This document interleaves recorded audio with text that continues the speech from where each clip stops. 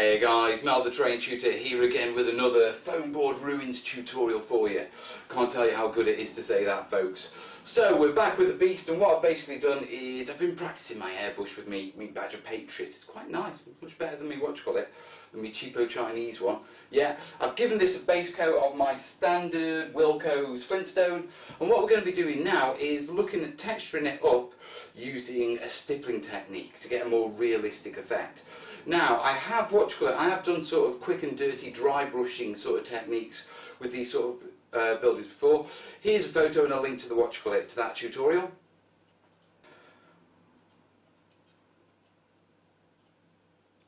So there you have it, that's a quick and easy way to do it. Yeah, now what we're going to be doing is looking at a more sort of involved way.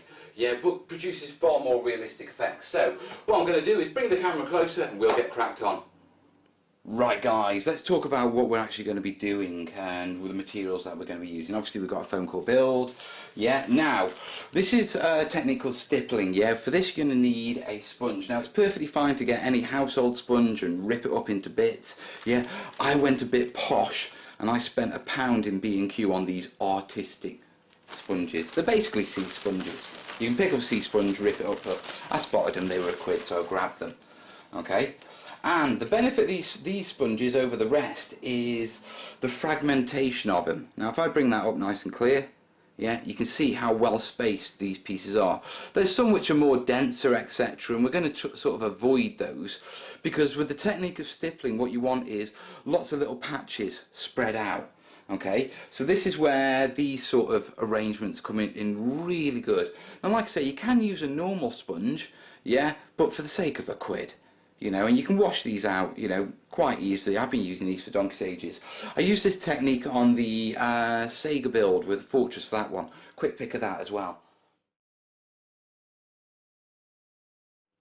Yeah, lovely technique, innit? Yeah, so we've got our sponges. Yeah, our cheapo sponges. Next off, yeah, we're looking at paints. Now, very much like with the quick dry brushing one, yeah, what we used was Wilko's tester pots. Now these are cheap £1 tester pots. Yeah, we've got my standard dark grey, the Flintstone, and then we've got a little bit of a chocolate dream, yeah, which is a cream. Yeah, that's what we're going to use to do our highlight colour. Now, you may say, well, why aren't you using like a white or a really light grey? You can use those, yeah, but by introducing a little bit of cream into it, it gives a far more natural sort of effect, to be perfectly honest. Now it's a bit like when Games Workshop, yeah, when those guys talk about highlighting and, you know, blending up your colours, they don't use white, yeah, because it produces a chalky effect, and it's much the same with buildings, yeah, so we stick with cream. Okay, now whereas with the dry brushing one we were basically dry brushing on layers, this one we're going to be mixing up. Okay, so what I'm going to do is I'm going to get everything ready. I'm going to change the camera angle so you can see nice and clearly, because I'm going to work mainly on these two bits, so we've got a bit of comparison. This is going to be sort of a test build because I want to practice airbrushing and all sorts of things on it, so you know you're going to see this in a few more videos.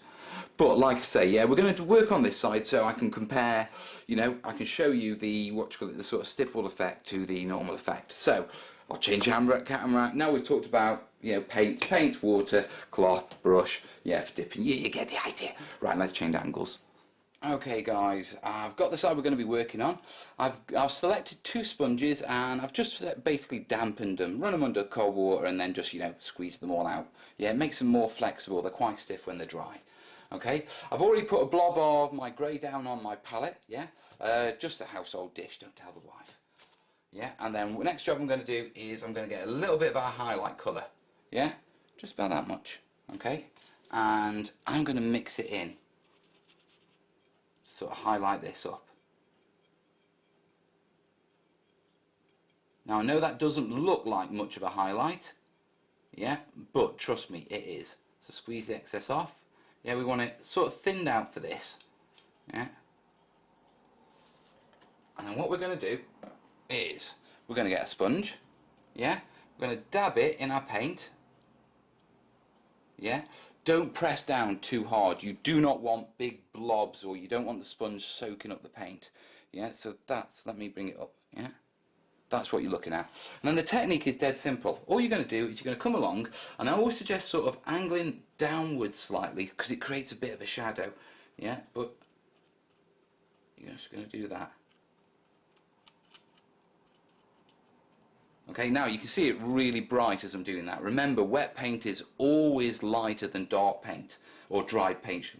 Wet paint is always lighter, yeah, than when it dries. Yeah, so this is really handy because we can see nice and easy, yeah, where it's going, and then as it dries,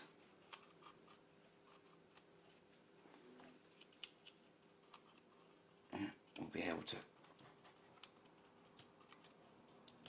blend it in. A bit top up.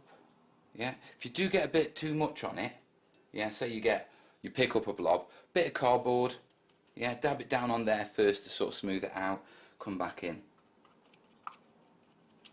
Yeah, sometimes you have to angle it. I'm going more heavier on the higher surfaces, if you know what I mean. Yeah, to create a natural sort of highlight. But as this is the base coat, we are going pretty heavy. Well, the base stipple.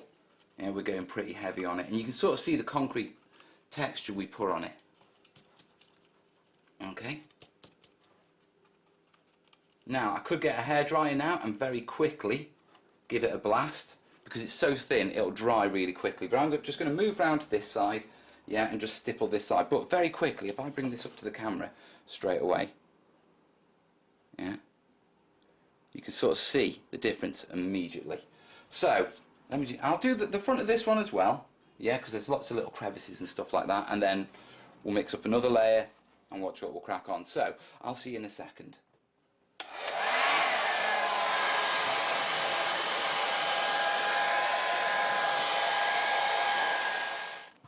Okay, after a quick blast with a hairdryer, if I bring it up, let me show you. Yeah, do you see the mottled effect from the stippling? Yeah? It's looking good, isn't it? Right, okay, I've mixed up a lighter, sort of mix now. Just a little bit more cream into it. Yeah, and we're ready to go again. Same sponge. I don't even think we'll use the other one, to be truthful, for this. Yeah. And then it's a matter of coming in and re-stippling over the top. Slightly lighter. Okay, this is a bit blobby, so I'm going to dab it out first. Yeah. Now, when you are actually stippling, it's really important that when you come in, you are just touching it. Yeah. Do not press down, do not twist, do not slide, because you'll get smears. And as soon, for example, let me go over to like this side. Yeah. If I come over here, if I come down and press and twist, you get that. Okay. If I slide, you get that. Okay, so what you're looking at is just literally dabbing. Takes a little bit of practice, and if you're a little bit too concerned, just practice on some cardboard first until you get the knack of it. Yeah, I've been doing it a while, so you know, I only screw up occasionally. Yeah, so I'm coming in, lighter colour, a little bit lighter, and slipping again. He says it's a little bit lighter. I am doing it a little bit lighter, trust me. I know what I'm doing. My mum tells me so. The wife doesn't. If you're wondering about all the wife baiting comments, she's just sitting over there doing her homework, and I'm seeing if I can provoke her. Or is the exam too difficult? Is the homework too hard, darling? You mean the one I'm pretending of? You pretended that.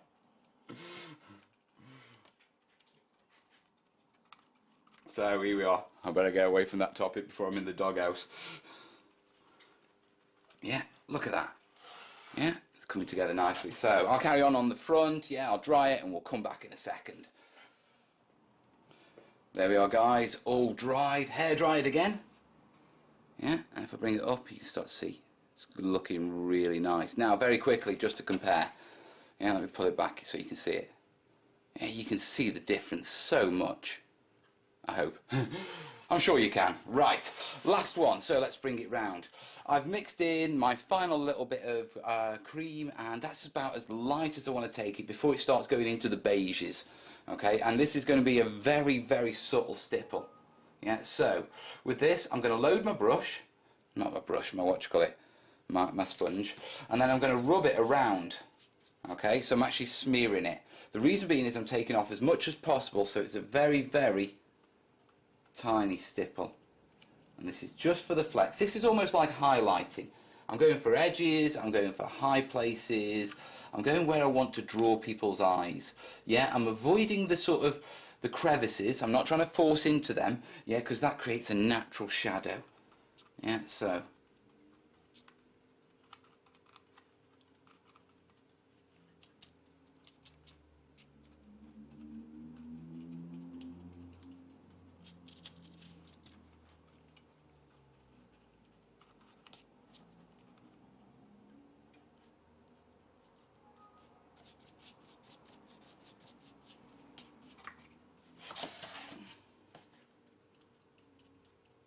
Very lightly, yeah, avoiding the corners, the creases. Yeah, just keep tapping it, that's the way to do it. Don't go in heavy-handed. If you want something to work out well, just, you know, just keep slowly working at it and it'll come up beautiful. There you go. That's it, beautiful. Okay, I don't think I'm going to take it any lighter than that, to be perfectly honest, guys. I am going a bit heavier just on the top here, yeah, because obviously this is sort of top down. It's where you would expect it to be lightest. Same on just the edges on these, what do you call it, these window ledges. Yeah, same there, same there. Just pushing downwards. I'm not trying to push up, I'm trying to sort of create that natural lighting effect that you get, yeah, without going too heavy-handed. Then just a bit along the rocks, really scrag those up a bit. And I think that's about good enough. Right, I'm going to give it a quick, while it's wet. Yeah, there you go. Look at that. Ain't that beautiful? Yeah. Remember, you're comparing that with that. Well, ignoring the smirk, you know. It's a massive difference, and it's a really quick and easy technique to do. Right, let me dry it, and then we'll come back and have a final chat, eh? There you go, that's good enough. Right, there you have it, folks. Let me just bring that up so you can see it now.